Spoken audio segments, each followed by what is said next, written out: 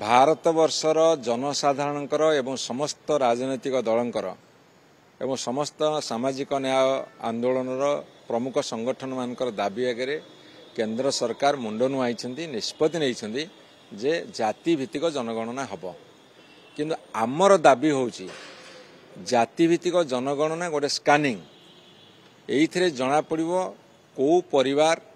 एवं को वर्गर को जातिर लोक केते डेभलप होइछन्ती एवं व्यक्तिगत भाव में इंडिविजुअली केते डेभलप होइछन्ती तांकर अर्थनैतिक अभिवृद्धि क्षेत्र में तांकर शिक्षा क्षेत्र में नियुक्ति क्षेत्र में एवं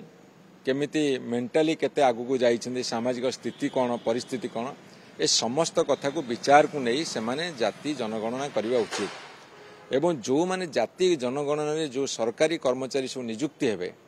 सेमानंकु सेई माइंडसेट रे ट्रेनिंग दवा दरकार जमिति गोटे परिवार कौन सी कारण बाद पड़ेनि एटा हूँ गोटे स्कानिंग जो स्कानिंग रे जना पड़ 75-80 वर्ष भितर भारत वर्षर बहु संख्यक लोक कौ स्तर रे अछंती किए आगु को जाइछि किए तळु को खसिछि बा कार कोन स्थिति ए जन जाति भित्तिक जनगणना ताकू दर्शेब।